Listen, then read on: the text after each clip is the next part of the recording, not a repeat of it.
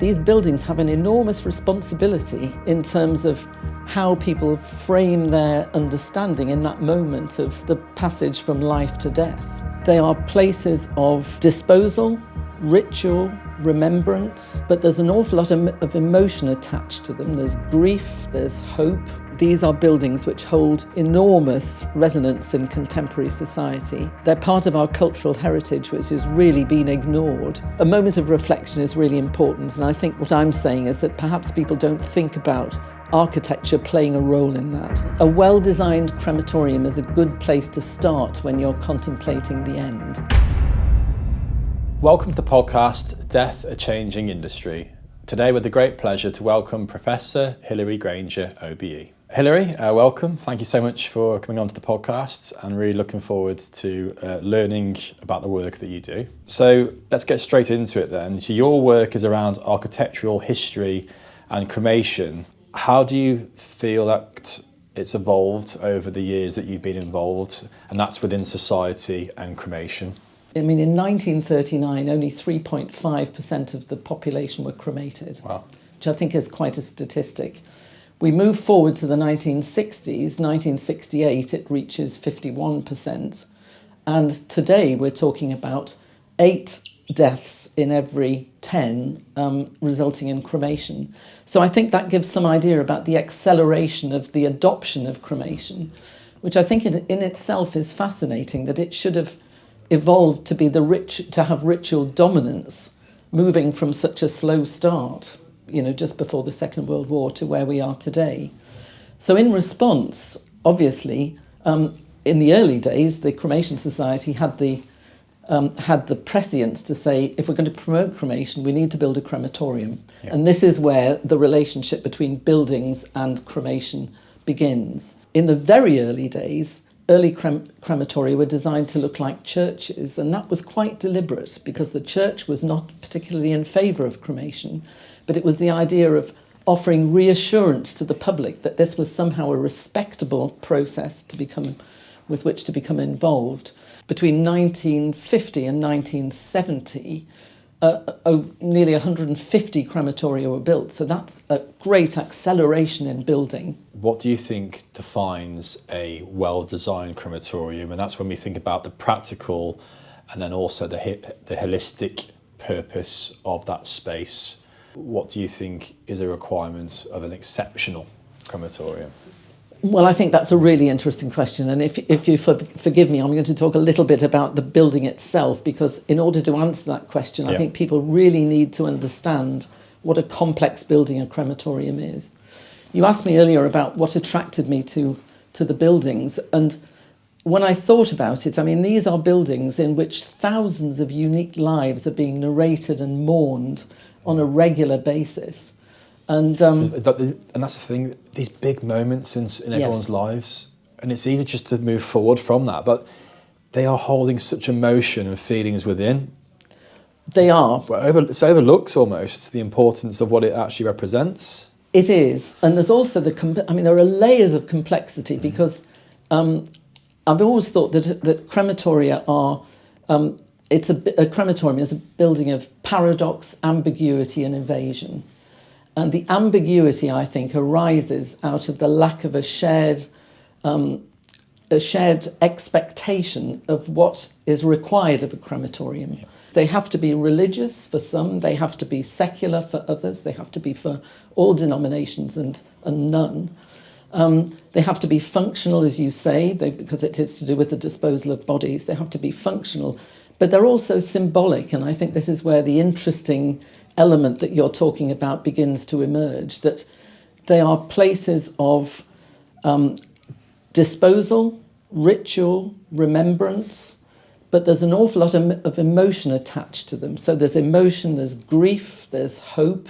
They're also, I think, places of sense-making and places of identity and propriety, and also deep reflection. Because I think not only are you there to consider your loved one's death, but also you consider your own. You consider your own, and you have to frame your own mortality. And people do say, you'll have heard it more often than I, but people talk about going to a funeral and you go to one funeral, but you're actually remembering a lot of other funerals. Yeah. So and thinking of your own. And thinking of your own.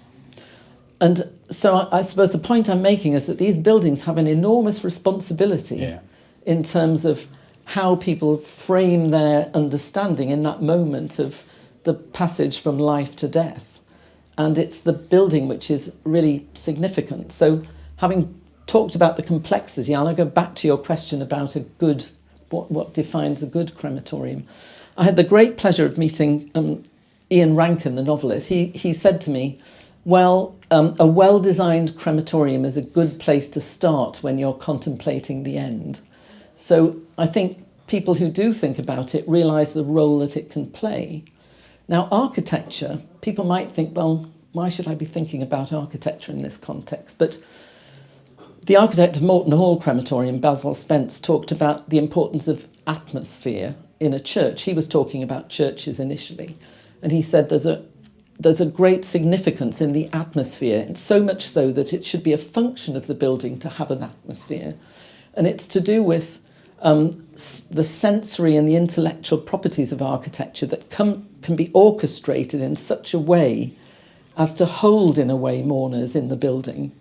And that, I think, is where the real problems have arisen in the past. Architects trying to get that balance right. So there's a huge responsibility, and I think often people don't think about the building, and in fact sometimes they're too upset to even remember the building they've been in sometimes, I think. Yeah. And there was some research done in the 60s at Birmingham University which said that people will remember things like car parking. It was wet that day, the funeral director wasn't very helpful, or the funeral director was very helpful. They'll remember that human side of the event rather than, oh, well, yes, I noticed that in the building. But I think they will notice if the building is lacking in any way. Yeah. And even going back to the 19th century, I mean, the critic John Ruskin said that buildings should propose to affect the human mind as much as service the human frame. And I think that's really relevant for crematoria. I tie this in, if you bear with me here, because it also ties into just general human experience, and that can also correlate to going to a restaurant. The experience is about not just the food you have. You won't remember the settings or the ceiling lights or the lighting in there, but it's the whole feel. And like you say, you might spot little things, and these things can be affected in a negative way because the car parking isn't right. You remember certain points, but having everything as a collective working in the right direction to help, I believe, with the holistic part of grief and bereavement as well. That's what creates, that answers the question, doesn't it, really? It's the whole package. It is, and which sort of leads us into another territory, really, and that is the wider landscape and the landscaping of the gardens and the wider landscape of crematoria. And that's something that I've taken a great interest in, particularly lately, since the beginning of this, since the millennium, really, where I think architects are thinking much more about not only the gardens of remembrance, which in many ways have not fallen out of fashion, but I think people don't regard them in the same way that they used to. Yeah. But architects are much more interested in finding a site, or at least people who are buying and putting up crematoria are interested in finding a site in which they can place the crematorium, because society's become much more secular, and I think that people with a naturalistic spirituality, who I think are far more interested in relating to the cycle of nature and to find solace, and as you were saying about thinking about their own mortality, can relate perhaps more easily to nature and its cycle than maybe the divine order now. And then space again within the crematorium now. Let's put ourselves in there. We've talked about all the things around that and the experience which we feel subconsciously as well. But are there any sort of fundamental physical elements within that can have a sort of positive experience on our grief and our sort of bereavement and our grieving? What do you think? Well, I think one of them is really aside from these rather more grandiose concepts that I've been talking about, about the atmosphere, but there are some really practical elements that I think if they go into a building where it's not clear where they're to go, Yeah. or where they're to move or where they're to sit. Now, an architect can actually configure spaces and can orchestrate spaces in such a way that you can gently process people through the building, Yeah. so that they don't have to worry about, am I sitting in the right place? Am I looking in the right That direction? flow is just... The flow can be orchestrated through form and the configuration of spaces. So I think that it sounds almost intangible, but that's one of the things that I think can be very comforting to people if they're not sure what they're supposed to be, where they're supposed to be going. Yeah. So on that point there, as we look at how crematoriums evolve, do you think there's any more work that needs to be done about sustainability, or how we can make the spaces of a crematorium more multi-purpose for the future? I think with the 1990 Environmental Protection Act, crematoria had to think, and crematoria providers had to think very carefully about things like the height of chimneys. They had to think about, later in that decade, they had to think about emissions, those sorts of things. Now that's taken as commonplace. In those days, I mean, I can remember very clearly, I think, correct me if I'm wrong, but it might have been Hereford, I think, who were absolutely vilified for suggesting that the heating from the chapel could be used to heat the swimming pool. And I just remember outrage, that Auntie Wynn's, cremation was going to actually heat the swimming pool. Well, it wasn't allowed. It wasn't. It was pulled. It was pulled. Well, that's really interesting. Now, of course, you're vilified if you're not thinking about heat exchange or grey water or water collection. So architects, I think, have been quite quick to respond to that. So some of the finest crematoria, for example, will have living roofs or will be nestling into the landscape, so that things like water capture becomes easier and heat exchange.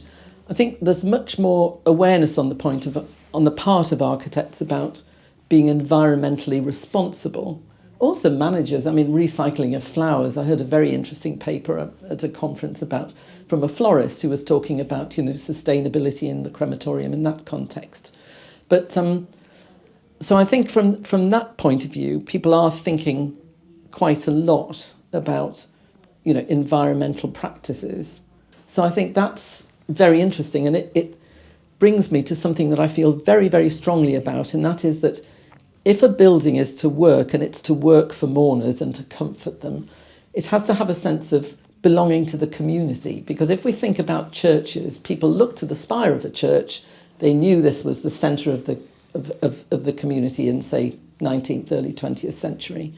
Crematoria have to embrace that, I think, and they have to integrate, not only physically, and I can give you lots of examples of where architects have gone off and chosen materials that they've reused from the locality to build the crematorium into the history of the community. And that's where these buildings begin to work very effectively, because people will say, I know this building, I understand the purpose of this building. So we've talked about the importance of the space and how important it is from a holistic point as well, and how it can help people, but also how people might feel it's a place you don't want to go to within your community and society because of what it represents. Yes. But also now, with the rise of direct cremation, and for those people who are watching or listening to this who aren't sure what that is a unattended direct cremation where there is no contact with your loved one whatsoever. So that also means there is no contact with the crematorium as well. So where do we sit there? How do you foresee that? And do we need to change the spaces accordingly to now meet this growing change and need within society? Well, I think one thing I didn't touch on when we were talking about, more contemporary crematoria is that for a long time I'd looked at crematoria in Europe, and many of them had hospitality spaces. They had spaces where you could hold the wake, which link, in a sense, the process and the ritual almost immediately with, the wake, for want of a better word for it, or the celebration of life, as probably more commonly used now. So I think that that's something that crematoria should embrace a little more, I think. there's an example in Poole in Dorset where they have, have really impressive I've been catering to a facilities. Wesley one in Suffolk. There's one in Suffolk. And there's a lovely sort of catering facility there. Yes.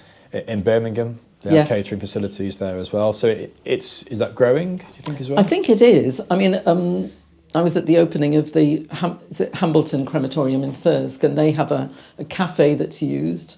And now young mothers go, as they're walking out with, pushchairs and buggies, they're going to walk down the valley and they call in for a coffee, and it's a place of social engagement. So I think that's a really good thing. Mm-hmm. In answer to your question about direct cremation, I think that the worry for me about direct cremation is communication of what is meant by direct cremation. I think people who are signing up need to know exactly what it means, and it means there will be an unattended funeral. But I think really crematoria will have to respond to, in a way, bringing people in again to the crematorium as a place in which they can celebrate. My concern is that if you separate the cremation from the societal approach to death and the individual funeral, then people are going to find that they haven't grieved maybe in the right way. Yeah. I think it is a worry that people will be putting their grief on hold and saying, well, we can have some sort of celebration off-site, but it's not quite the same as the completion of the ritual in a crematorium. Mm. And I agree. In our book, Don't Tell the Children, we talk about connection points and the importance of connection, the importance of contact. Yes. And you mentioned it though, it's about making informed decisions. So I think it's important for society to have that as a choice. Absolutely. And that we're not saying we're against that, but I think it's really important to highlight the effects of what you can go through when you don't have the connection together with your loved one. And that's the observation/danger, I think, with direct cremation. And again, we highlighted the importance of the venue, how important the architecture plays in that as well, and from a holistic point in moving forward with your grief. So to suggest the alternative is to have nothing at all, it's quite concerning. It's quite stark, isn't it? But I think, again, architecture has a role to play. I mean, there's a French architect, Dominique Vitti, who made the point that, architecture can bring everything. It can bring everything, that it can erase the idea of the destruction of a human body, and it can bring soul to the crematorium. People, I think, need to be in a building where they are part of a communal sense of grief. And what's been interesting about the cremation movement as a whole is that it moved away from individual grief of the type that we had in Victorian times, where you had a very impressive memorial in a cemetery jostling for position with another very impressive memorial. The idea of the cremation movement was that you would establish a new landscape for mourning where there wouldn't be individual memorials, but there'd be a collective sense of grief in these open spaces, which is why I think people are so interested in landscape. Yeah. But I think it's an important change that will have to be addressed. And again, a great example of communal mourning, the Queen's funeral. Yes. We saw the importance of being together.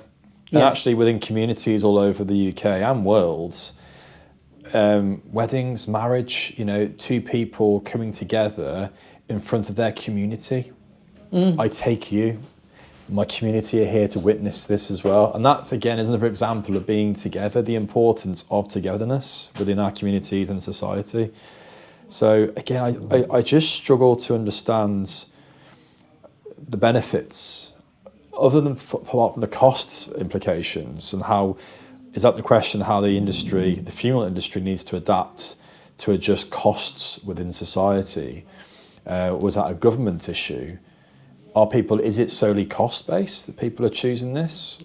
Is it marketing around taking the grief out of a funeral? I don't know. I mean, I remember so reading an article in the days when it was the Sunday Times magazine, so that'll tell you how long ago it was, where they were talking about coffins and the sorts of coffins people would like. And one man had said, "Oh, I just want to be put out with the rubbish. I don't want any fuss. Put me in a skip." Yeah. So it was a skip-shaped coffin. But I think recently I've noticed a trend for advertisements saying, "Well, of course we don't want any fuss," and it may be a parental thing. I mean, I'm a parent. We have two daughters, and I think some people are rather persuaded by the idea that to say "I don't want any fuss" relieves them of the burden of grieving, and I would worry about that, but from a personal point of view. Yeah, the last point I'll make on this is it's the question we have to ask ourselves: is who is the funeral service for? In my view, it's very clear the funeral service is for the living and not for the dead, because, as you say, the word congregation, in terms of ecclesiastical architecture, the same applies to crematoria. It's a congregation, it's a coming together of people. One of the crematoria I admire greatly is Coy Church Crematorium in Bridgend, which was designed by Maxwell Fry, leading figure in the international modern movement. Fry had come to London and his mother died in London, and he talked about the funeral and came out with all of those well-known expressions about it felt like a conveyor belt. And he said, "I felt emotionally cheated." Yeah. And he said, "I want to build a crematorium where people will feel that they're able to somehow articulate their grief through all sorts of things." He talked about time and distance being important architecturally, so that people came in from the main dual carriageway in Coy Church. There's a great stone pylon, and he said that's the resonating point at which people drive into the crematorium grounds in a really carefully choreographed way past a beautiful lake. And he said it gives them time to prepare themselves emotionally for what's to come. Wow. And he said it was really important to have this element of time and distance. So he designed it so that people walked up a slight incline along a long passage with stained glass windows from students from Swansea College of Art, so again linking it to the community. Yeah. He'd used stones that he'd gathered from demolished buildings in the locality.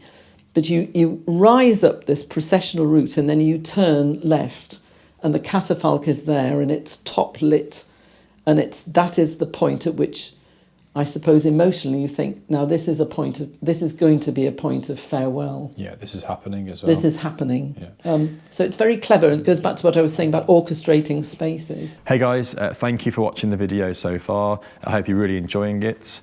Please click the thumbs up on the video and subscribe to our YouTube channel. Also, a huge thank you to our sponsors.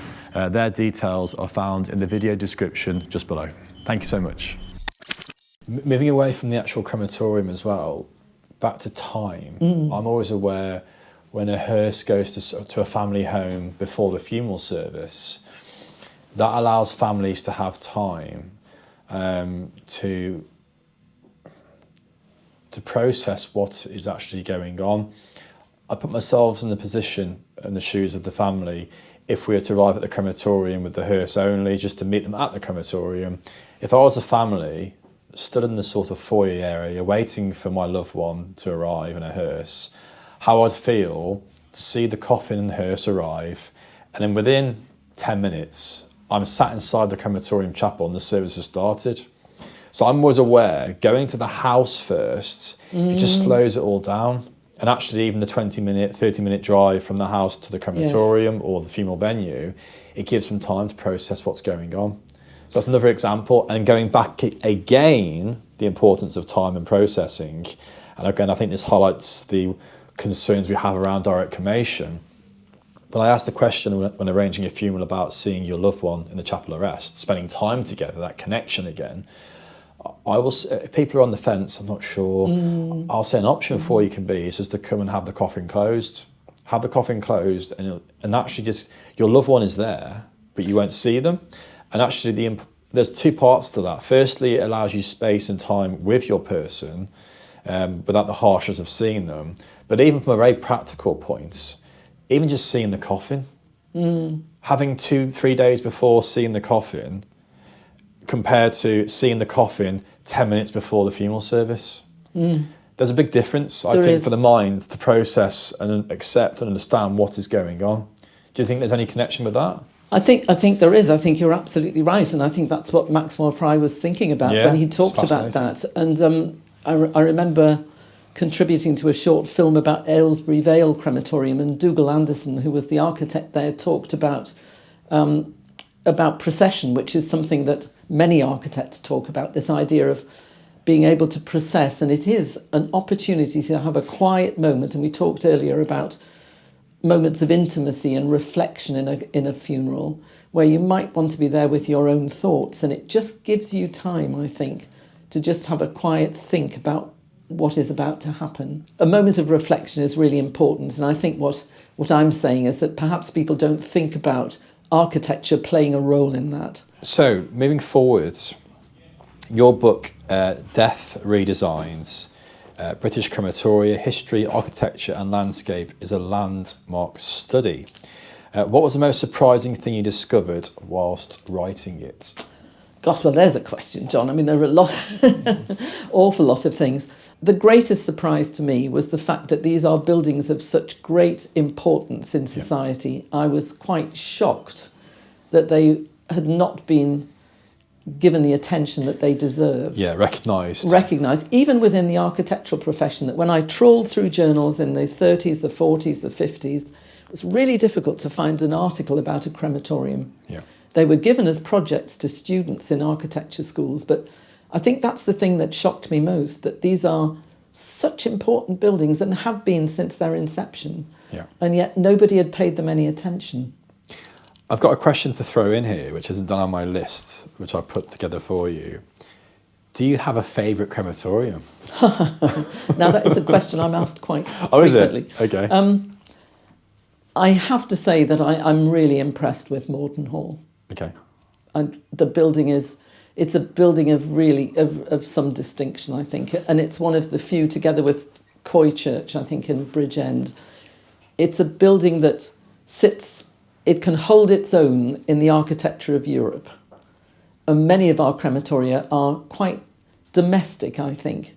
So one would be Morden Hall, but I'm going to be a bit naughty, and I've probably got two. And the other would have to be Golders Green. Okay. Not least because Golders Green was just remarkable. I mean, when Ernest George designed it, a handful of people were being cremated. And yet he conceived of this idea of entering through one door and leaving across another threshold. And it's all about thresholds. It's about physical thresholds and emotional thresholds. Yeah. And he steered people through so that the building was aligned to the main road.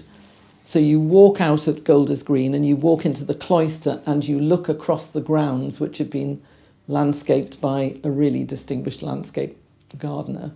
So for me, the fact that he'd thought about that, and the intention was not to process people through quickly, because there wasn't the volume.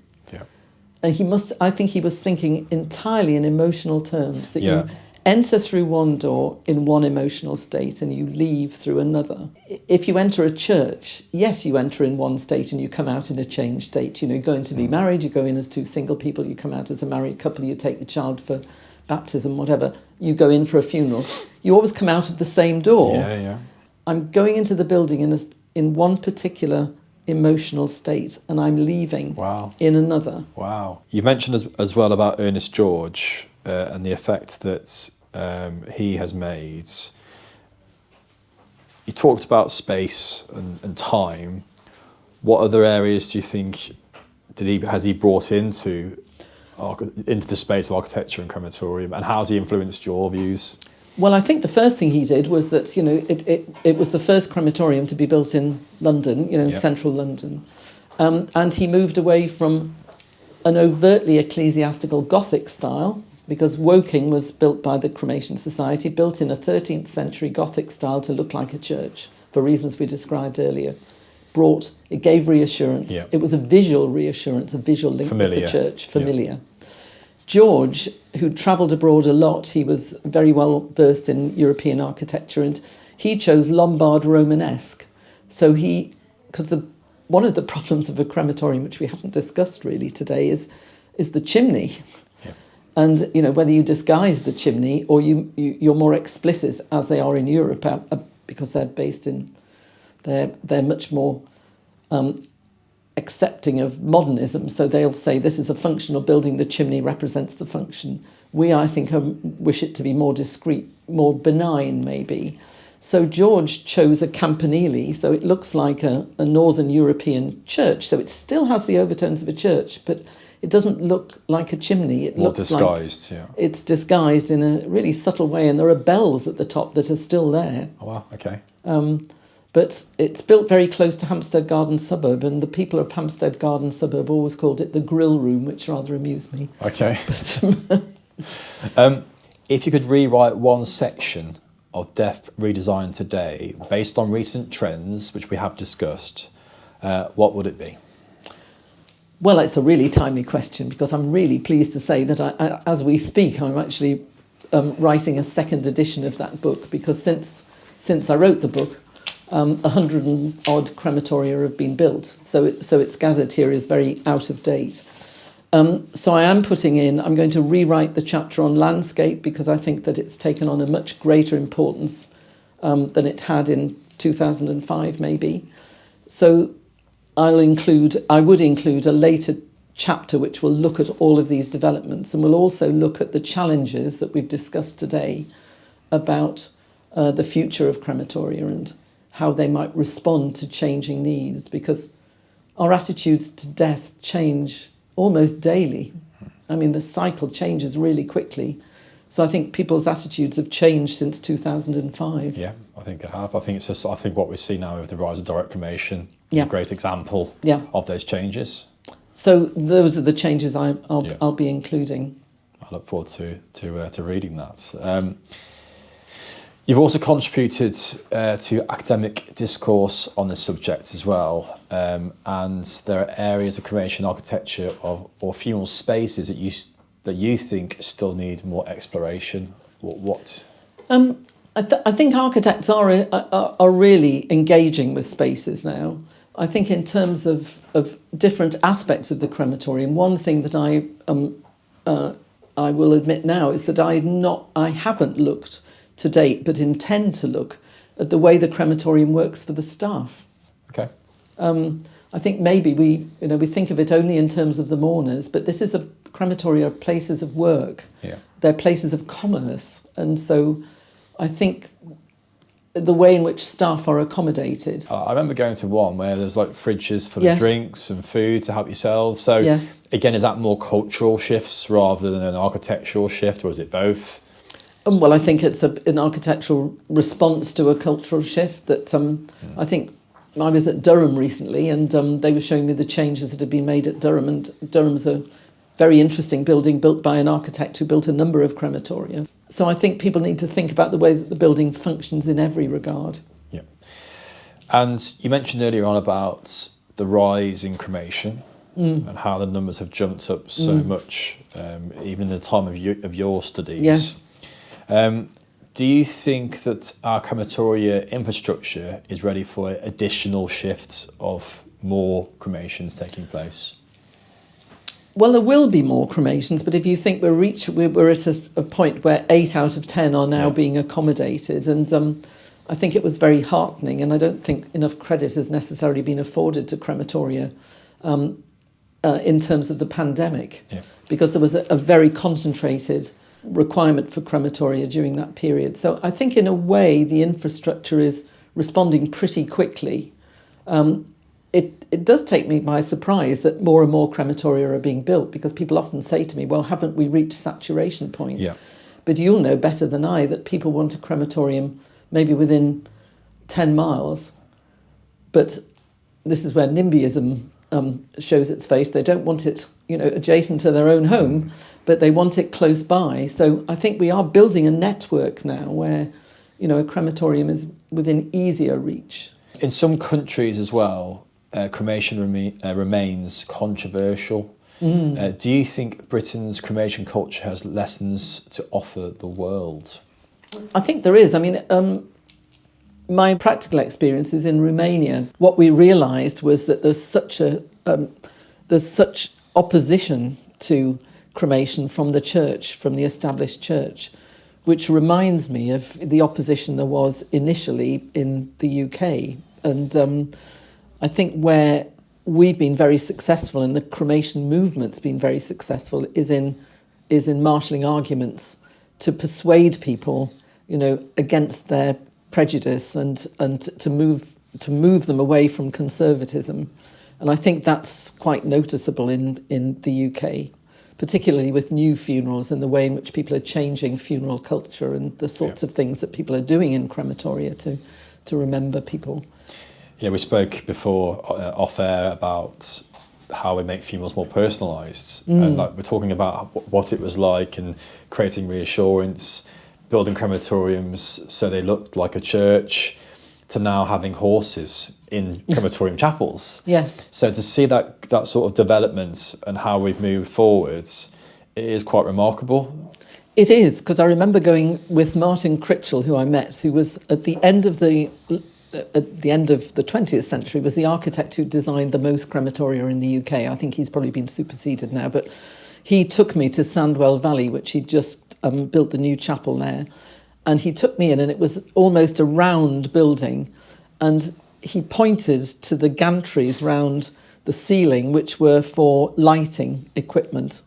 And he was talking about, the new use of film and video, and that was quite a turning point. But now that's commonplace. Yeah. A moment then, but now. But now I think has been really embraced. I mean, we were talking about Westerly and Gedling. I mean, that's a very good example, I think, of creating almost an interactive activity. And I think that's the sort of thing that will bring people in, probably, back to the crematorium and see it as a very valuable sort of venue, if you like. Back to the experience. Back to the human experience. Yeah. You spent years then studying and shaping cremation practices. What do you hope your legacy will be in this field? I like to think that I'd made a contribution to lifting the veil of anonymity of crematoria. I'd like to think that people, having read my work, would know a little bit more about crematoria and really, more importantly, understand why they are the way that they are. I believe really, really strongly that these are buildings which hold enormous resonance in contemporary society. They're part of our cultural heritage, which has really been ignored. So I think that I'd like that to be a small part of a legacy, with the intention of helping people to understand grief. Yes. Because these are buildings on the one hand, but I do see them as very multi-layered in intention and in symbolism. Yeah. And anything that I can contribute to that understanding, I think I'd be very, very happy if that were to be that makes complete part sense. of my legacy. More appreciation in society of the buildings and the purpose of them, and then actually once we appreciate them, we can then understand how that can help us with our grief. Yes, I think that's very well put. Thank you. It's your legacy. For those people who've never been inside a crematorium, what would you want them to know? We talked about holistically, but are there any things that they should know about before they go? Some practical advice. I think I'd want them to understand that these are buildings here to support them. Yeah. That it's always been the architect's intention, I think, throughout, to privilege the emotion of the mourners who are going into the crematorium. And I'd like to reassure people that these are not hostile buildings in any way. They're not, because I think that people, they're not alluring buildings, are they? You said at the outset, nobody wants to visit one. I mean, Alan Bennett said a crematorium is a place you do not want to be. Then it's not their allurement that attracts people, it's the fact they have to go there for a funeral. But I think anything that we can do to make that whole experience more palatable for mourners, I think is a great thing. I've talked to lots of funeral directors who've said to me, when I was researching Scotland, for example, who said, well, the building, it's a question of helping them to get through the day, the mourners to get through the day. Yeah. And I think there's a very strong element of that. But I think for anybody who's not been in a crematorium, I would exhort you to go to an open day, to de-weaponize it in a way, because I think people are frightened. It goes back to my original point about evasion, because many people go into a crematorium. There's the committal. It's either a curtain that's drawn, or it descends, or it moves horizontally, or it's left on the coffin is left on the catafalque.